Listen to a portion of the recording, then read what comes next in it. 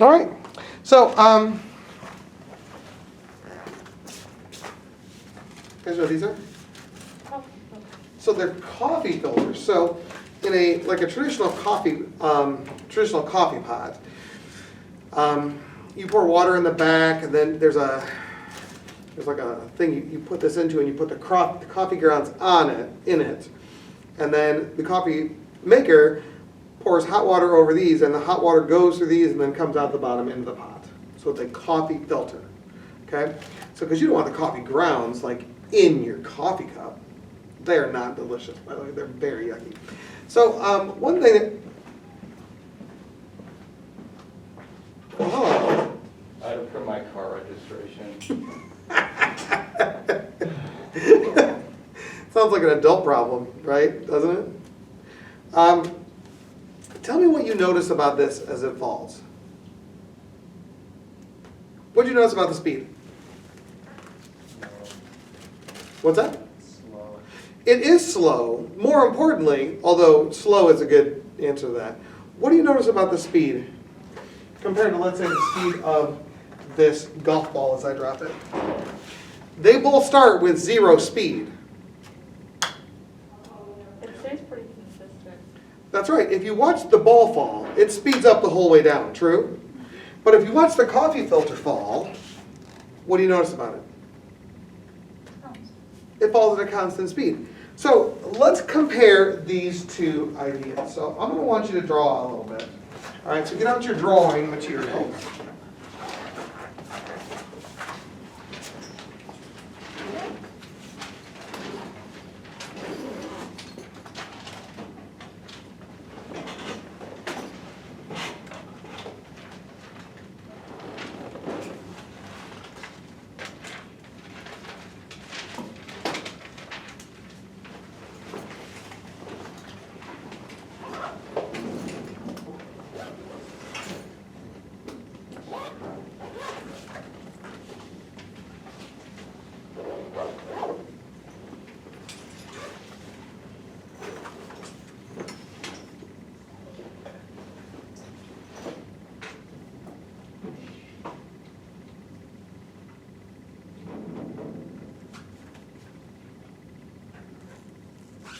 All right, so we're going to do a little pie chart action.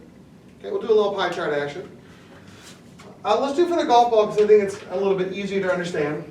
So what is the pie chart, what is the energy situation at the moment that you release it? Okay, what's the energy situation at the moment that you release it?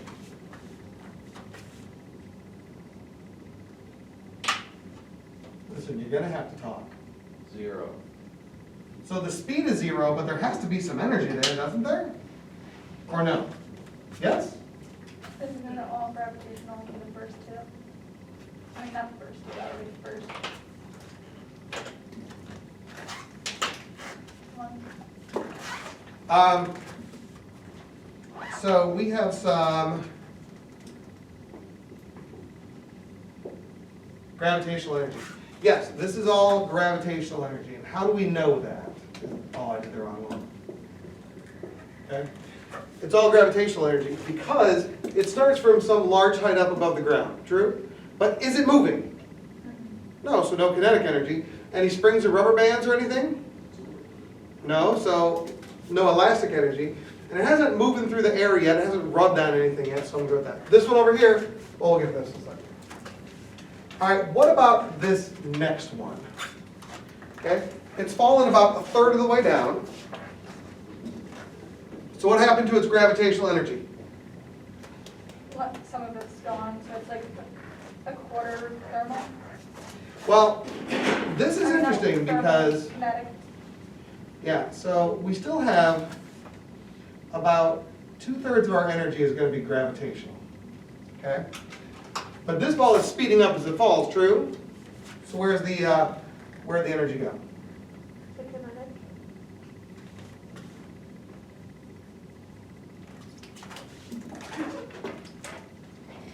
I'll totally buy that, right? And then what about the bottom one? It's all the way down to the ground here. It's all the way down to the ground. So there's no more gravitational energy because gravitational energy is measured by how high up it is, right? So where's all the energy then? Thermal. So it hasn't hit on anything.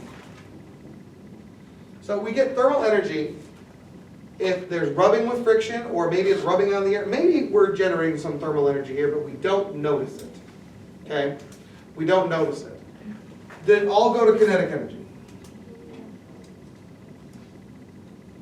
So this is why an object speeds up as it falls.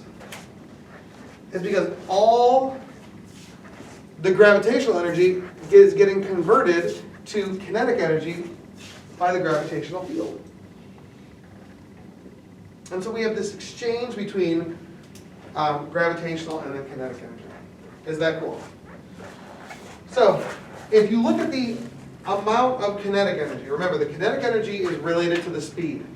Up here, no kinetic energy, which means no speed. Here, a little bit of kinetic energy, which means it's moving slow. Down here, a lot of kinetic energy, which means it's moving fast. How do you feel about that? Is that cool? So here is the problem. This one over here, coffee filter starts the same.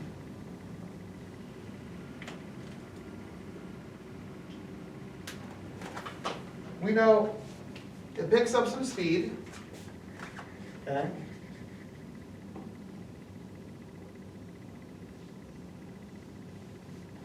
But what do we notice about its speed the whole way down?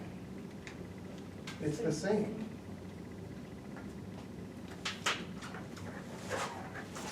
So because the speed is the same at the second two locations, we know that the speed is the same, therefore the amount of kinetic energy is the same. Is that weird?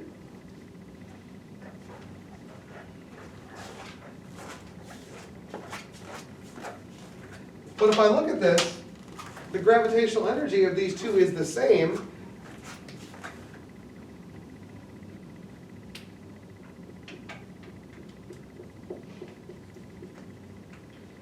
And this one down here, there's no gravitational energy. So what are we missing? Where did this energy go? Where did this energy go? Had to go somewhere. Where did it go?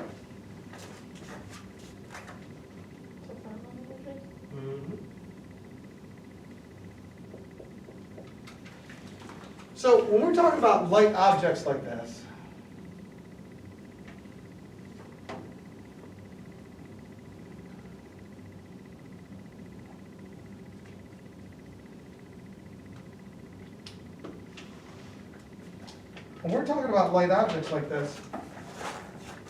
what happens is we can really see how the air affects the motion.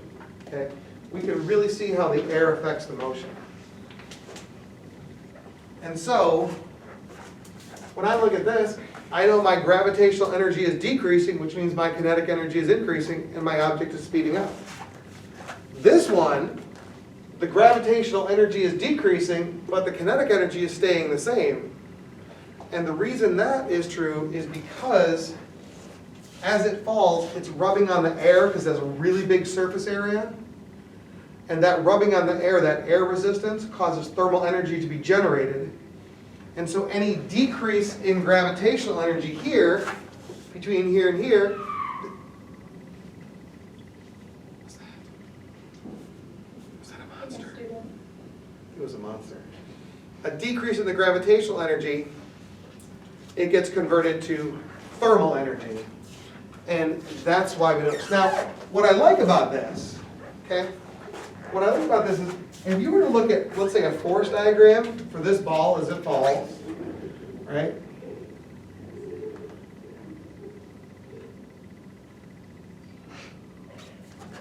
This is the force of the earth on the ball. Force of the earth on the ball. And it's always unbalanced. So even if the air pushes up a little bit on it, we don't notice it. Over here, if I look at this coffee filter, something different is true. The coffee filter is so low mass that as the air pushes up on it, what do we notice about the force from the air and the force from the earth?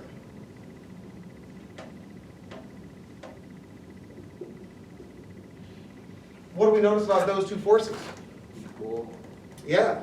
In fact, they're equal and they balance. If your forces are balanced, what's true about your speed? 0. It's either 0 or constant. That's why it's falling at a constant speed, because the forces are balanced. And once you're an object in motion, your tendency is to stay in motion. This is why we were talking about this a little bit yesterday.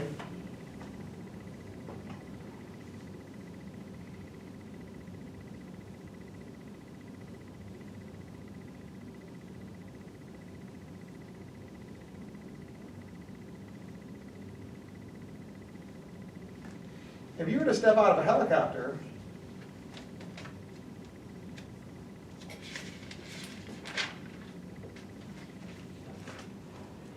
you speed up initially, but then the air starts pushing you up a little bit, and eventually you're falling so fast that the force from the air and the force from the earth balance out.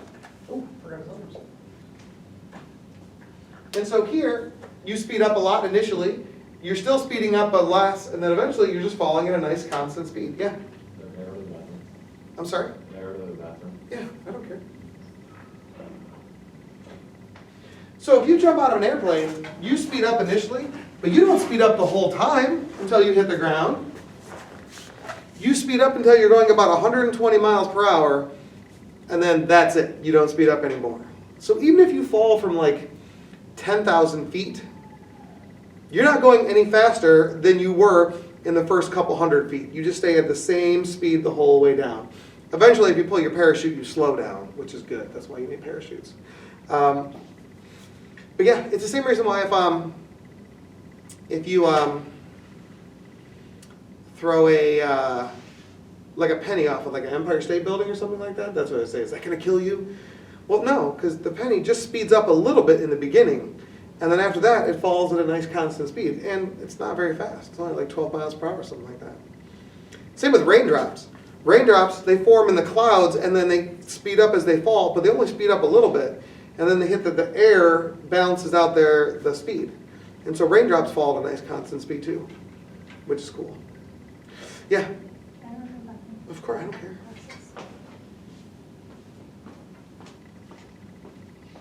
All right, how's that? Is that cool? All right, so we're going to assess on this tomorrow, okay? We're going to assess on this tomorrow. You should have a good sense of pie charts, of how energy is transferred between our different energy storage mechanisms, right? So there's some, we talk about elastic energy, and kinetic energy, and gravitational energy, and thermal energy.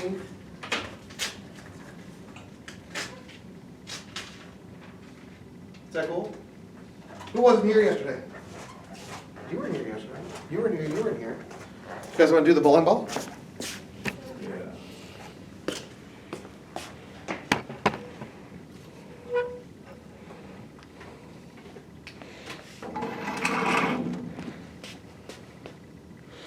All right, so if you weren't here yesterday, we did the most classic physics demonstration in the history of the universe, where you're going to take this bowling ball, and you're going to stand here with your head back against the wall, and you're going to bring the ball up all the way to your nose, and then you're just going to let it go. And the question is this a safe demonstration? Is this a safe demonstration, or are you going to lose your teeth? That is the question. You ready?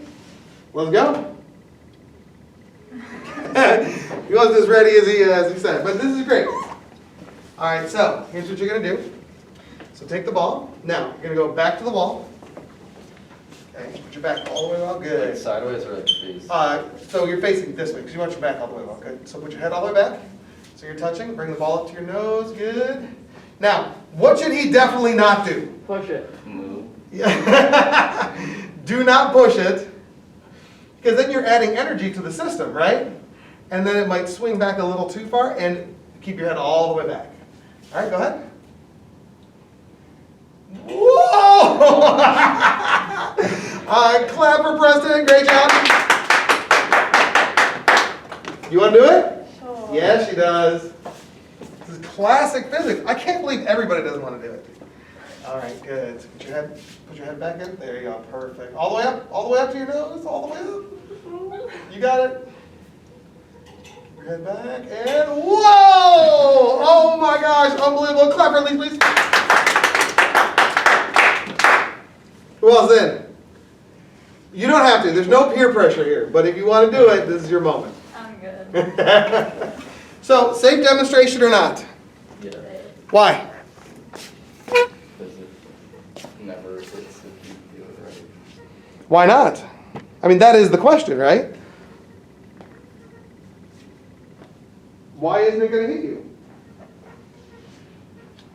Because it's constant. Like Well- you let it go, like you don't go past that point, but you just add no force to it. So, that is true. And that is one of the two aspects. He says, look, it's never going to go higher than what you let it go at, unless you pushed it, right? That is true. What do we ask? But it doesn't actually get back to your nose. Why doesn't it get back to your nose? Go on. Because it loses energy from like air and thermal energy and whatnot. That's right. So as the ball rubs against the air, it's going to generate some thermal energy. As the string rubs against the pivot point, it's going to generate some thermal energy. And that energy is released out of the system. So therefore, when it goes back to gravitational energy, it doesn't have enough gravitational energy. Yeah. Is that like the same as dropping a ball, like a basketball or just like a bouncy ball? Instead of like throwing it, but just like dropping it? Mm-hmm. Yes, it never goes back to the height that it went to because it's losing energy out of the system into the surroundings. So we can do it with this just golf ball. This golf ball never goes back to as high as it was before. Every time it hits the ground, some of the energy is generated, or some thermal energy is generated from the collision. And if some of that thermal energy is generated in the collision, it's gone. So it doesn't have enough energy to get back to the height that it dropped. We can see it here also. We saw this yesterday.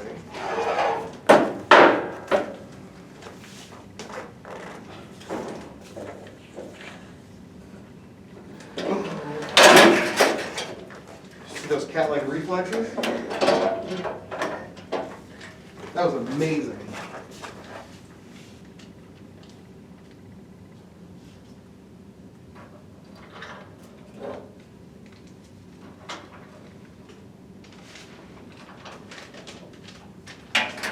So if I put this car on here and I set it up,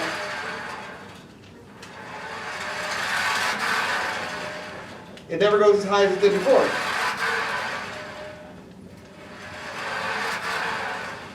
Because every time it bounces and it rolls up, it loses some of the energy to the surroundings via thermal energy. Now, it's not just thermal energy. You can hear it too, right?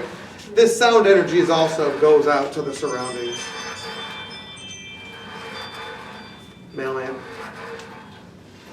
Yeah. What if like there was a ramp flat and you had two rubber bands like that on each side and like you pushed it and like it went to the other one and then the other one absorbed and sent it back, or would it still lose the speed? So because it's really rubbing, there's actual friction. And actual friction generates thermal energy and it's released to the surrounding. Or you can hear it, that sound energy is released. So you can never have it where it always goes on forever. That would be called a perpetual motion machine, and those don't exist because in every mechanical system, you have some sort of thermal energy being released to the surroundings. Minimizing that is the goal of like all engineering. How do we minimize that? Because in order to keep it going, you have to put energy in. And that's like our deal, right? We don't have enough energy. Is that cool? All right. Feel solid about that? Cool. So, let's reset. We're going to talk about a slightly different topic here. Okay, actually it's the same, but we're going to go back in time to something we were trying to understand before. Okay? And what we're going to do is basically what we're going to do is we're going to try to add are we making airplanes now? Yes, it looks scrap paper. Mr. Pat, I'm not very good at making airplanes. I was like, so I'm switching. what is that thing? It's an airplane, but it's not a very good one. that was never my strong suit. I was like, are you sure that's a paper airplane? I mean, Only no one said. Oh, no, I'm gonna fix it. Oh, he okay. says, I'm gonna fix it. All right, so. One of the things we did a couple weeks ago, actually just last week, but I'll refresh, is we looked at a spring, and you guys took a spring and you stretched it out. X was your stretch distance, and we measured it in meters. This is the force you applied by the spring in newtons. There was a linear relationship. Okay? And if you stretched it at a distance x, you apply the force F. This is a linear relationship. Does this seem vaguely familiar? Right? So if I apply y equals mx plus b to this, I get F is equal to the slope times the x plus 0. We decided the slope was this little k value. Remember this thing, the spring constant? Remember that?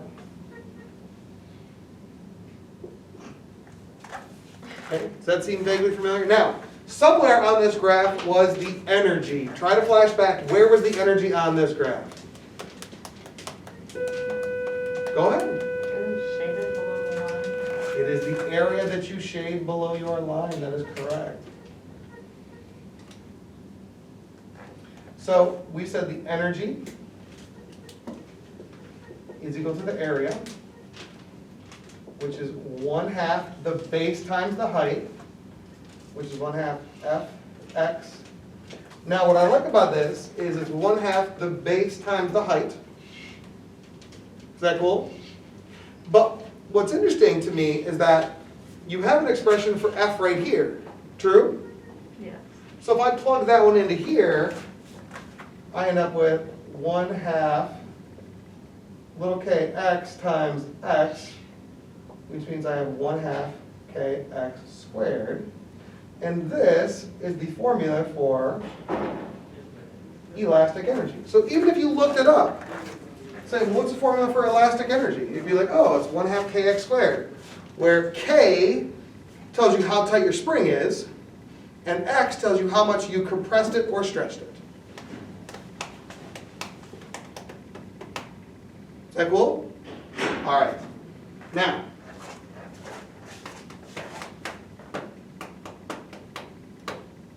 we also looked at, so this is, if you want to calculate elastic energy, 1/2 kx squared. Fantastic. Now, then we looked up kinetic energy. Do you remember looking up kinetic energy to find out what all right, get your Googler out and look up formula for kinetic energy. All right, let's see if we can figure out what is the formula for kinetic energy.